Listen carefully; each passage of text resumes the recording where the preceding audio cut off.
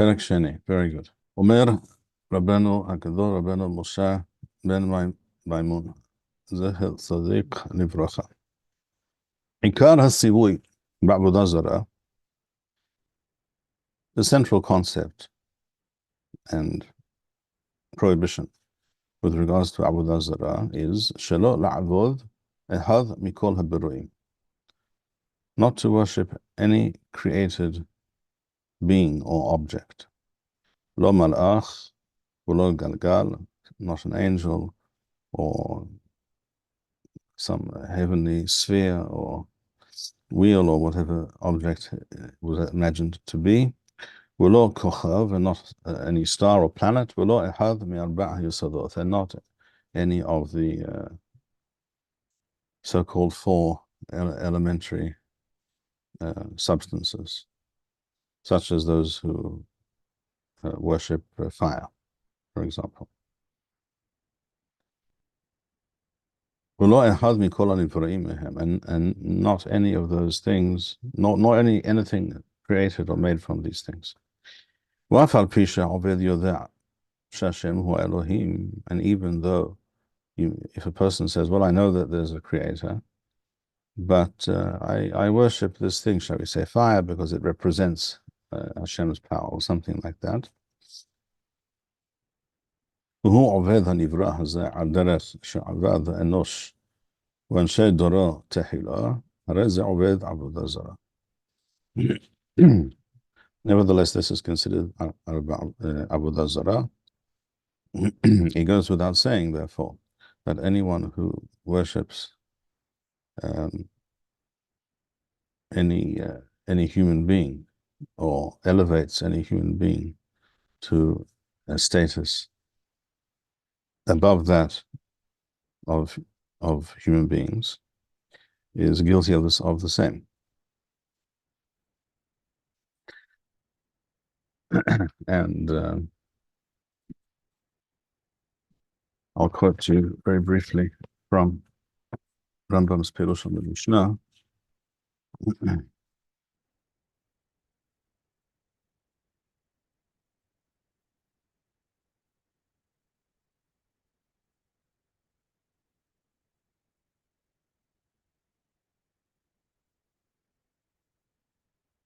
Rambam writes in the first perek of Masechet Avodah Zarah, Halacha Gimel, because the Mishnah speaks about, gives a list of the various days which are considered Yom Edam Shel Goyim, that is to say, festive days of Goyim, when they celebrate, when they feast, and therefore there is an Isur to do business with them, either 3 days before, on the day itself, etc. So at the time when the Mishnah was originally formulated, it did not discuss Christianity, which only became widespread later. In other words, the original formulation of the Mishnah, at least, did not relate to Christianity. And therefore Rambam does. Rambam says, with that, and know the following. And this, of course, does not appear in the Pirush of Rambam on the Mishnah in Tfus Vinla of the Talmud. With that, Shezah Ha'umah HaNosrit, the Christian nation, literally. In other words, the sect, the people, that group of people who call themselves Christians. HaTu'anim Ta'anat HaMashiach, who make the claim that a particular person is the Mashiach. Now, to be the Mashiach itself is not an Isur. It would be wonderful if we had a Mashiach today, for example. But they're not claiming that, well, he's a human being, and because of what he has achieved, we can assume he is the Mashiach, as the Rambam describes in Hilchot Melachim Milchamoth, Perek Yud Aleph, etc. No, that's not the case.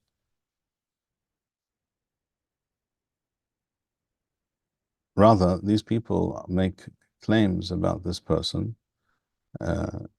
which clearly indicate that they do not consider him to be a human being, but some kind of a god or demigod. So Rambam says, those people who make this claim, Hatu'anim Tanat HaMashiach, L'chol Shinuye Kitotehem. This includes all the various factions and denominations amongst them. And there were many from the outset. There were the theological arguments amongst the various sects and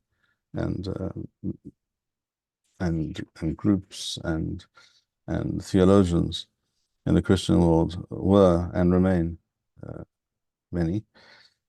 Rambam says all people who relate to Yeshua al-Nusri, Shem L'Shaim Yirkav, in that way, Kulam Avodah Zarah, says Rambam. They are all considered Avodah Zarah, L'chol Davar V'Iyan, for all purposes. Where they ham Kulam Asurim, and all their festive days are all considered Yom Eid when it comes to for the purpose of this halakha here with which the Masechet opens.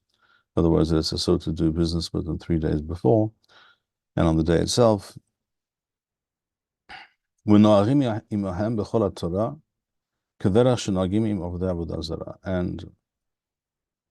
we relate to them and deal with them exactly as the Torah instructs with regards to Avodah Zarah of other kinds. Yom Rishon, excuse me. Yom Rishon and Sunday, and therefore Sunday is one of these days. Every Sunday. Therefore, it is forbidden to do business with Christians who believe in this person in this way. B'yom Rishon, on any Sunday, klal b'shum davar min ha'devarim.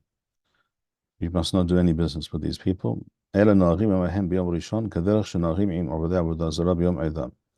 Sunday is therefore their day, and it corresponds to the other days mentioned by name, which are Roman pagan days, festive days mentioned in the Mishneh. And this is explicitly stated in the Talmud, says Rambam, which is true. It does say that, of course. Of course, it was also censored that.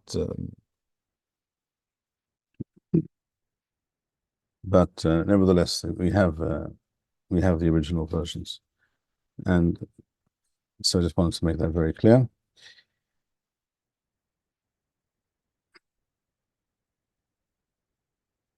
And Rambam makes this statement later in Hilchot Avodah Zarah. We will get to that. So Rambam, we return to Rambam. He says, Perek, I should have been sharing this text with you.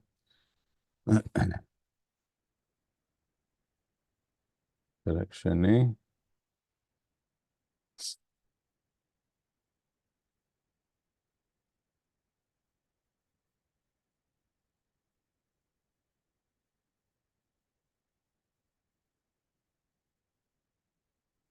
All right, so let's begin again.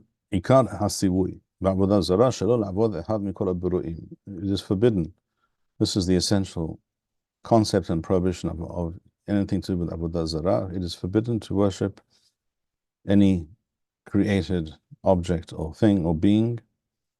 Lo malach, v'lo galgal, v'lo chachav, v'lo echad mi'arba'i hayesodot, v'lo echad mikol hanivraim mehem. V'af al pi she'aved yodea she'Hashem hu Elohim. Even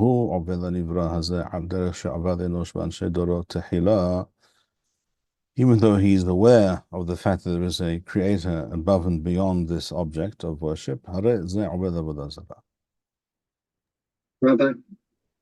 Yes. Do you think it perhaps is a little bit strange that the Rambam uses the language Shilo la'avod echad mikol habaruim? It's Avodah Zarah to worship a created entity, whereas a lot of the Avodah Zarah, even in the ancient world, and certainly a lot of the stuff that we see nowadays, worships not created entities, but ideas, perhaps, or emotions, like there being a goddess of wisdom, or a god of chance, or something like that in the ancient pantheons.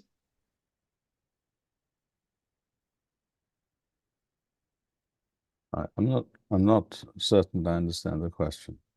You're saying, you're asking, or you're saying there are people who believe in a concept, in an idea, shall we say the god of wisdom, or the goddess of fertility, or something like that? Yes, that might not qualify as something we call habaruim. It's not a created entity like the other examples that the Rambam gives when he's Well, listing things that are Avodah Zarah. in many ways, that is worse, because a person who believes in a number of gods, a god of wisdom and a goddess of fertility and a god of the oceans, of the sea, like some kind of Greek Poseidon or something. Such a person is defined as a min, believing in more than one divine being, as Rambam says in Hilchot Teshuvah, in Perek Shlishi. Rambam says here in Hilchot Teshuvah, Perek Shlishi, Halacha. In this edition before me right now, Halacha Zayin. Let me call it up here briefly. So it's Halacha Tethwa, you should be able to see, or Halacha Zayin, in other editions. Hamishahem Hanikraim Minim. There are 5 types of categories of people that are referred to as Minim. Ha'omer she'en sham Eloah, wa'en la'olam manhir. In other words, someone who denies the existence of any divine being. So we're talking about an entire, a complete and utter atheist. That is one form of minuth, which obviously means that there cannot be any moral code. Once again, as we've mentioned before, there cannot be any moral or ethical code if there is no creator, whatever. There's nothing above the natural material world. So ha'omer she'en sham Eloah wa'en la'olam manhir is one. Ha'omer she'yesh sham manhir, he admits that there is such a creator. Aval hem shenayim or yater, but they are 2 or more in number. Such a person is a min. So the classic pagan, take the average Greek or Roman, or what have you, or anyone else for that matter, who has a god of the sun and a god of or this planet, which supposedly has dominion over these aspects of existence, and as we said, a god of the ocean or the sea, to whom you have to sacrifice when you go on a sea voyage, etc., etc. I'll mention here the fact of which I think many people are unaware. We are all familiar with the practice of what's called nowadays in English, I think, christening a new ship. A new ship is rolled into the ocean for the first time. There is a ceremony by which a bottle of wine or champagne or something is attached to it on a rope or a string. This is one of the very important activities that I remember as a child seeing the Queen performing on the news, perhaps on the TV news. Very important function of releasing the bottle and smashing it against the side of the ship. So why is that? Why is this done? This is a korban to propitiate the god of the sea, so that this vessel will not be sunk by a storm and what have you. So to this day, this custom is obviously very, very deeply rooted and ingrained, and most people have no idea why we do this, or why some people do this, but that's the answer.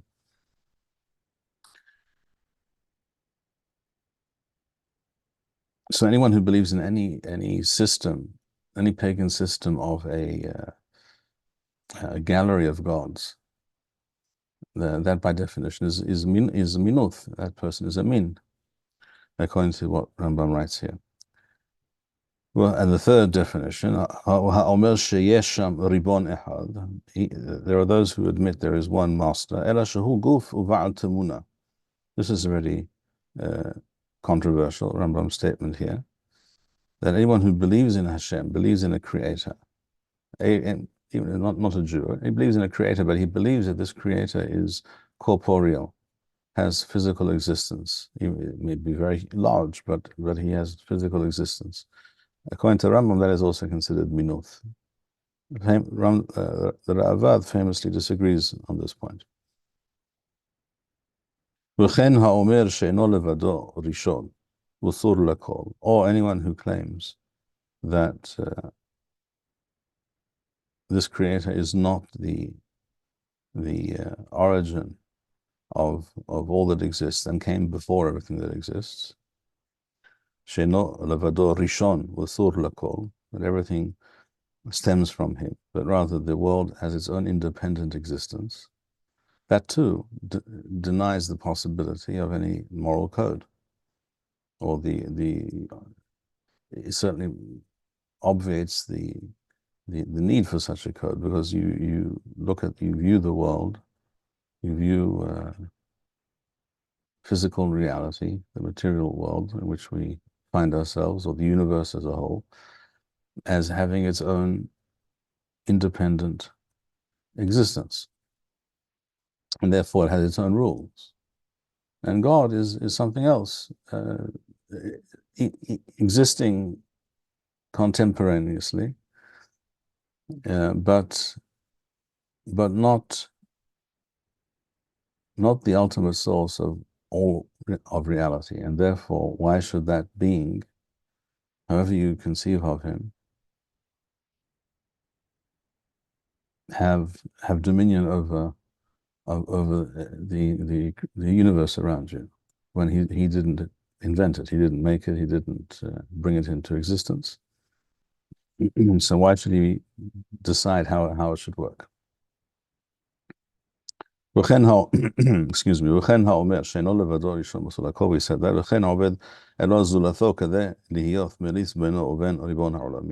or anyone who worships anything at all, any being, any object, as a kind of go-between, or an agent to whom you approach, to whom you pray, to whom you make requests, which are then brought before Hashem, or the ultimate creator. Says Rambam. All these categories, these 5 categories, are called minim. This is, of course, why the term minim often appears in Chazal, in the Mishneh, in the Talmudim, in the Midrashim. The word minim is a general, as we see here in Rambam, it's a general term which has a number of specific definitions, but it was used in a generic sense to refer to the early Christians. They were referred to as haminim. When, for example, Chazal tell us in Masechet Berachot that originally Aseret HaDibrot, the 10 Commandments, were part of Kriyat Shema, and they were dropped because of Tarawet Haminim, because of the claims and statements of the minim. This is a reference to the early Christians, because many of them, it was obviously an evolutionary process, how these things developed, these different systems of belief and practice. But many of them began claiming that the mitzvot are not obligatory, except for the 10 Commandments. In other words, they started to make a distinction between the Aseret HaDibrot and the rest of the Torah. And by reciting the Aseret HaDibrot as part of Kriyat Shema, this would seem to, in some way, confirm this opinion, this claim. So Aseret HaDibrot were dropped for that reason. So the minim in that statement clearly refers to the early Christians, and there are many, many such statements where the term minim is used to refer to the early Christians. Why are they being referred to by this term? Well, according to what we just saw in Rambam, in Hilchot Teshuvah Perek Gimel, it's very obvious, because they believe, first of all, most of them certainly, as it was known already in ancient times, did not believe exclusively in one divine being. So that's the category, the second category that believes in a God. Avodah Shanaim Yoter, there are two or more. So you have the Trinity, for example. However you understand that, but it's not one in the straightforward, comprehensible sense. And you also have the last category, which is that they have a go-between that they turn to, that they pray to, that they place an image of on the wall, etc. So for both of these reasons, they're minim. They fit the definition correctly and perfectly. Okay, so we shall return to Hilchot Avodah Zarah. Perek Sheni.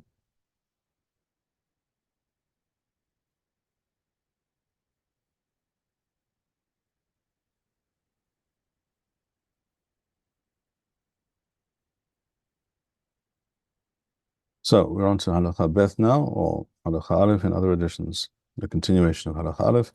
We'inyan zeh, this concept, this idea, Hu shezhira Torah alo va'amara.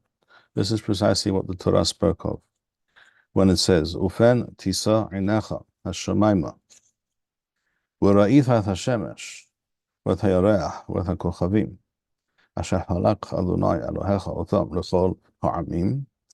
So if you raise your eyes to the heavens and you see all the various heavenly bodies, the stars and the sun, the moon, the stars, the planets, and we all know that all these objects were very specifically and almost universally worshipped.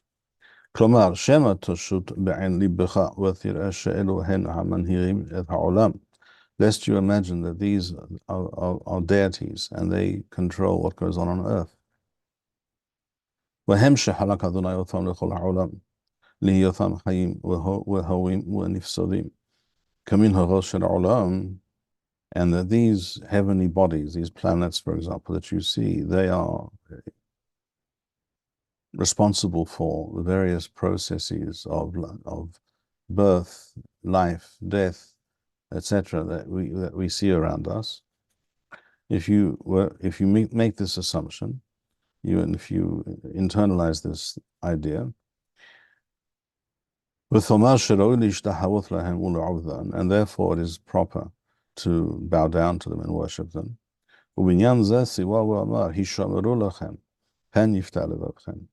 And this is what we say every day in Kriyat Shema, the second perek, V'hayom Shema, Hishamru lachem, pen yiftah levavchem.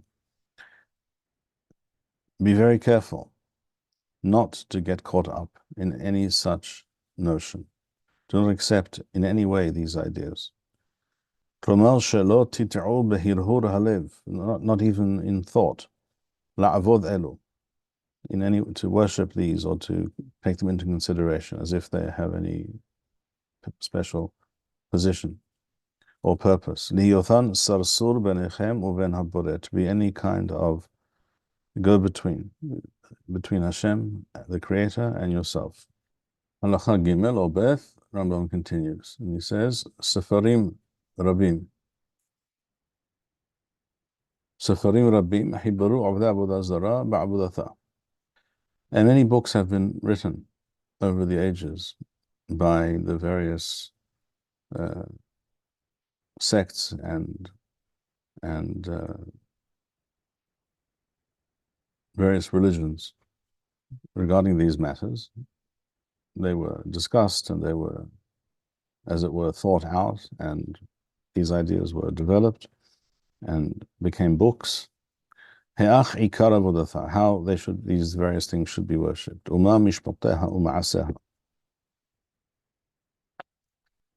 What is the correct approach to worshipping these various beings? Hashem commanded us, Shilo likro v'otan hasefarim kalal. Hashem commanded us not to read such books. Not to read, not to think about anything to do with these ideas.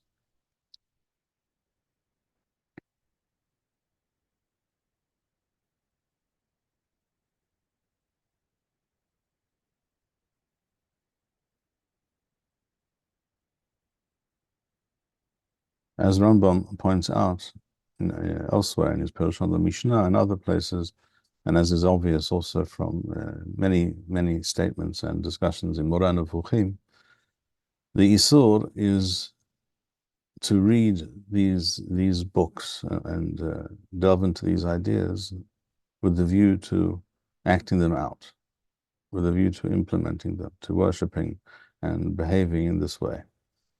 But if it is for the purpose of understanding the bases of these spurious claims and false notions, to better understand how human beings, how many human beings over such a long time were led astray in what they believed and what they thought they were achieving. And then to be able to explain this to others, as Rambam does, for example, again in Moreh Nevuchim at length, in order to teach people why this is completely wrong and asur, that is mutar.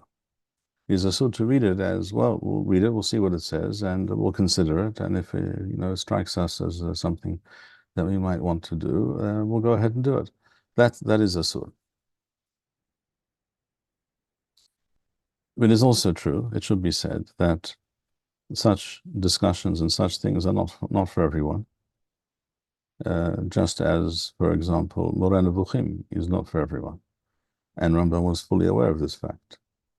And Rambam admonishes his Talmid Yosef Wa'aknin, and thereby others as well, that you have to be on a certain level before you read this book.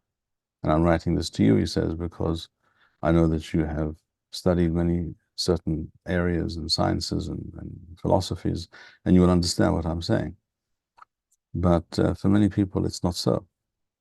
And generally, what happens with such things is that those people for whom it is really not fitting, it's above them and beyond them, they will not find themselves drawn to it. They will not have any real interest in these things.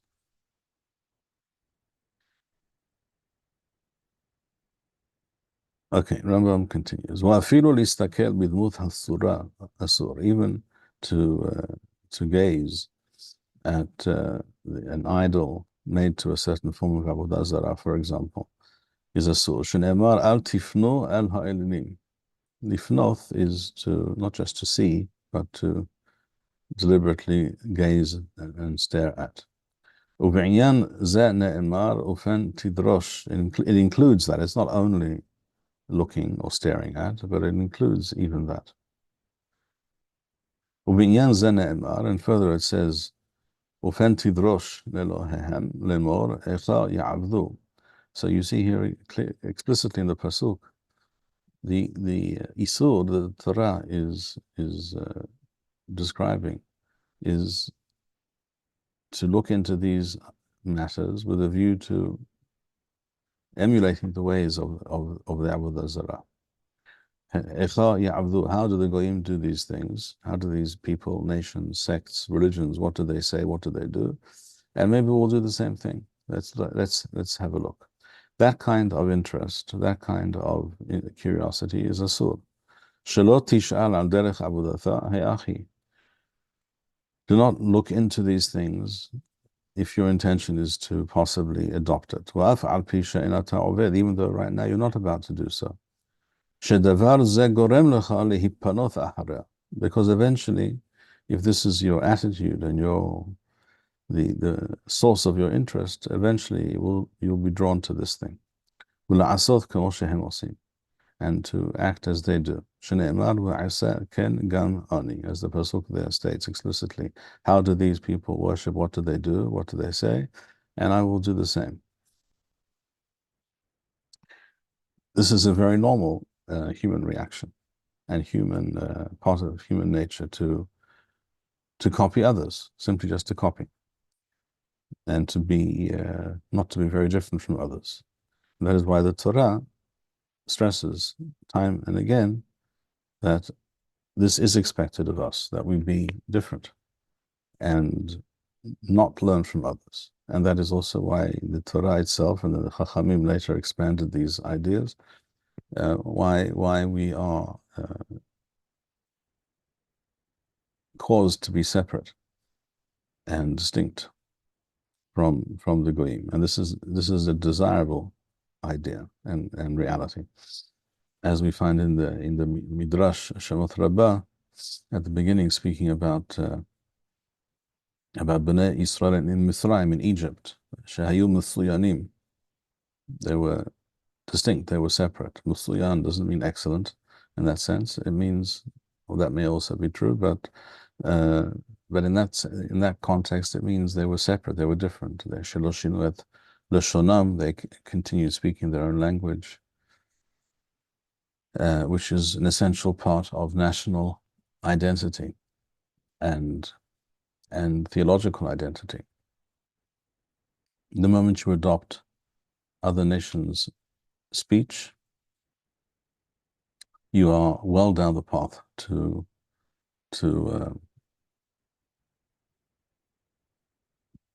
assimilation. The same is true of dress, as it says there, Shelo shinu et al malbushehem, and their names, shemotham, and their names. Names are an important aspect of national identity as well.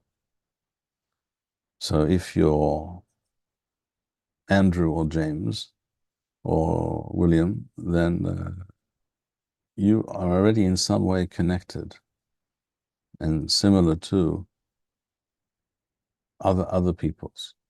And Am Yisrael cannot thrive when that is the case. So I point out as a positive phenomenon the fact that when I was a child, even amongst religious Jews, it was quite normal for a person to have what was, at least at that time, on official documents, referred to as a Christian name. Nowadays, I suppose it's called a first name. A person had a Christian name, which was usually some Anglo-Saxon name, Peter, Paul, Mary, whatever the case may be, and it had a Hebrew name. That was quite normal. That began to change in many religious circles. As far as I'm aware, after the Six-Day War. At that time, there was a great uptick in Jewish pride, Jewish awareness. It's quite the opposite of what many people think, of course. People like great luminaries like Thomas Friedman of the New York Times. It's quite the opposite of what they think, that if the Jews defeat and destroy their enemies, that this is some kind of indelible stain on the Jewish people. It's quite the opposite. It projects power and pride and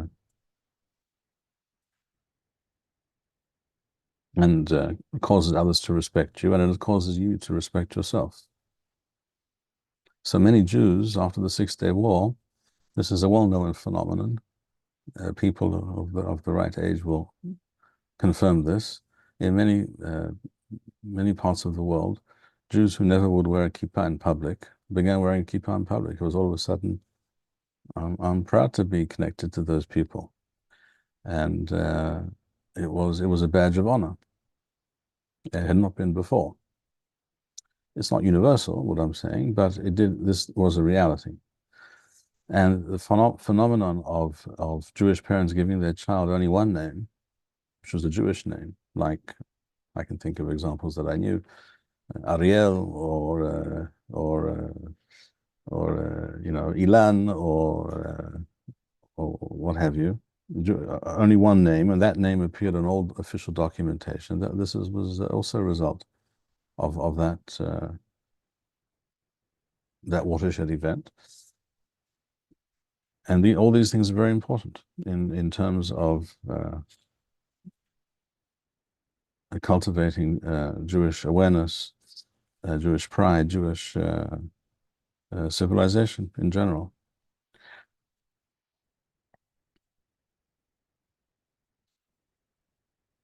Rambam continues, and he says, the end of Halacha Gimel, or Beth, it says, V'chol halawin ha'elu ba'inyan ehadhem, and all these various isurim, the negative commandments in the Torah, which pertain to these things, they all revolve around this one principle. W'hu shelo yifneh ahar avodah zarah, that we should take no note of and pay no attention to, and not grant any credibility at all to Avodah Zarah. وכל הנפנה אחריה בדרך שהוא עושה בו מעשה, הרי זה לא כן. And any person, any Jew who worships Avodah Zarah or treats it in any way which involves ma'aseh, which involves an action,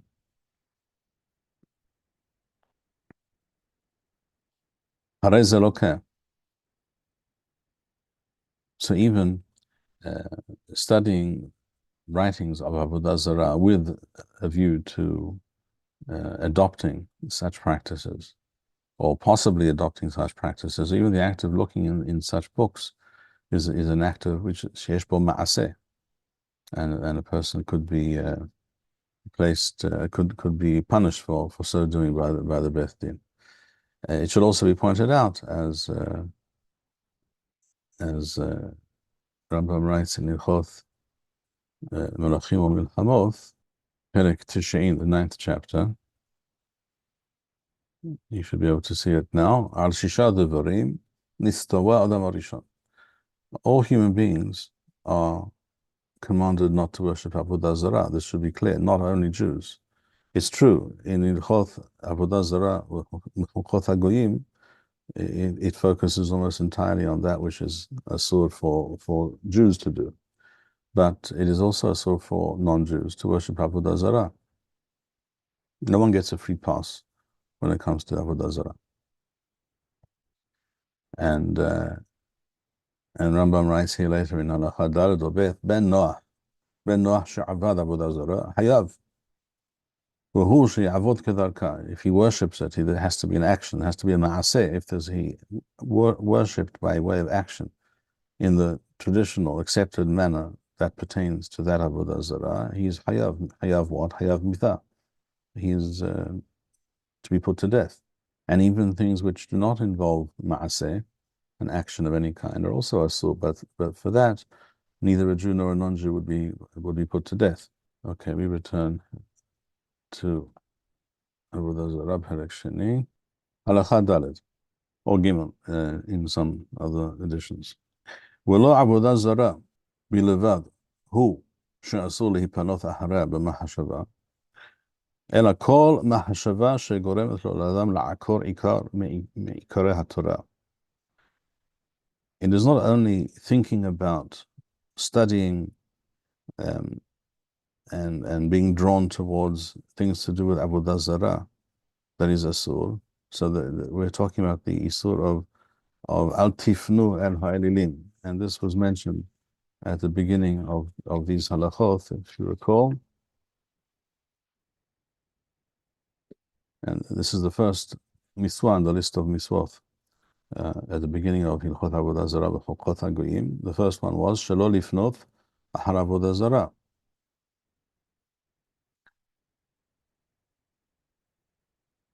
So this applies to Avodah Zarah, but not only Avodah Zarah, says Rambam.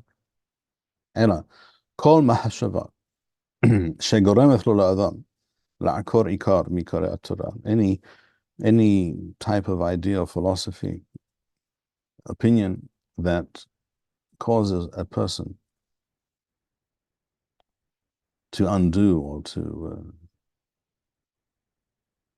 deny any of the principles of the Torah, مُزْهَرِيمْ أَنُ شَلَا لَهَعْرُثَمْ عَلِبَنُ, we are commanded not to consider such ideas, not to dwell upon them. وَلَا نَسِيَحْ دَعَثًا وَلَخَاخ, not to spend time on such things, وَنَحْشَوْ وَنِمَشَيْخ أَحَارِ هِرْهُلَيْهَ, and not to imagine and consider such ideas. Why? مِپَنَيْشَ دَعَثَوْ شَلَاذَمْ قِصَرًا, because human understanding is limited, is finite and limited. And not all, the best translation of de'oth here would be intellects, I suppose. Not every person is capable of fathoming the truth and seeing why these other claims or ideas are mistaken and wrong. Some people can. Some people certainly can and should. But that which is true for some individuals, who are always a minority and a kind of elite, is not true or advisable at all, and not permissible for the majority. So yes, there are different norms and different rules for different types of people. That has always been true. Rabbi Meir thought that he could learn from and associate with Aher, with Elisha ben Avuya, and learn from him. Tocho achal uklipato zarak. He ate the fruit and threw out the peel. But not everyone is capable of doing that. And the same is true of many types of thinking, philosophy, both Jewish and non-Jewish. Not everyone can make sense of these things. And some people will and can and should. And in general, when it comes to intellectual pursuits, the fact is most people are not intellectuals. And it's a mistake to think that most people are or can be. But those who are so inclined cannot be prevented or stopped from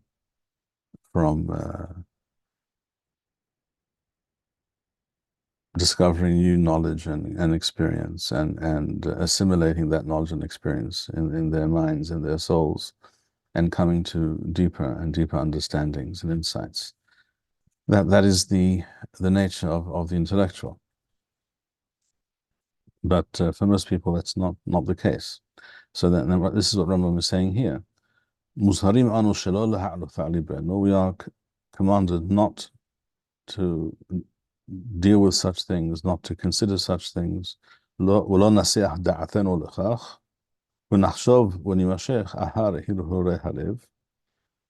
not consider and take into account such ideas. This is true for most people. This is the rule. There are exceptions to the rule, but this is the rule. So Rambam says explicitly, some can, but most cannot. And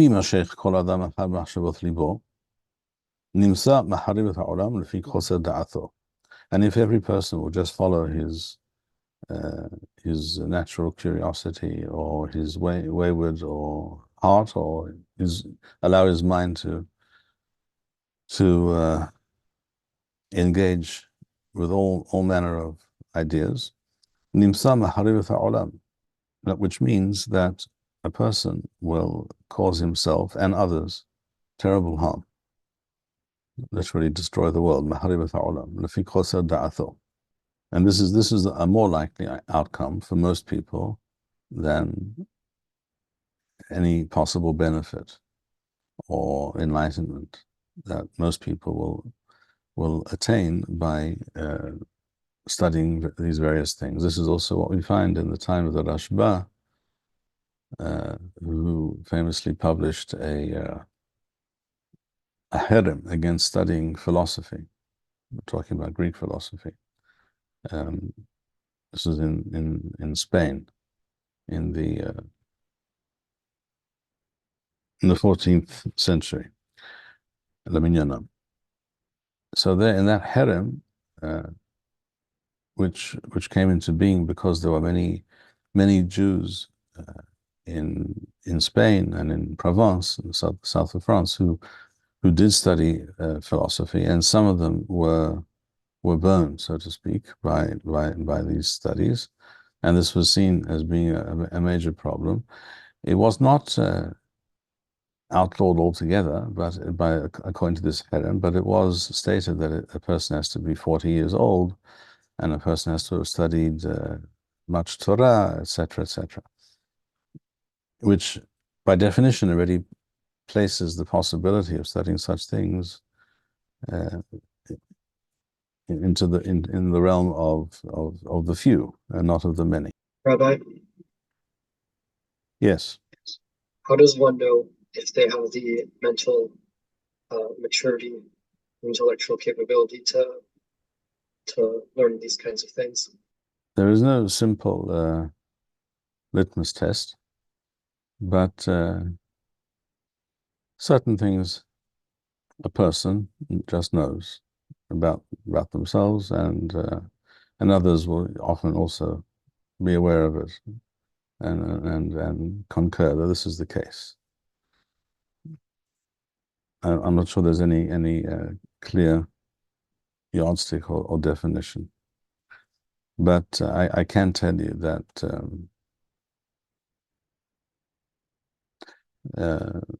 maturity and much Torah study and maturity in the sense of age are definitely parameters, as I just mentioned a moment ago. These things are relevant.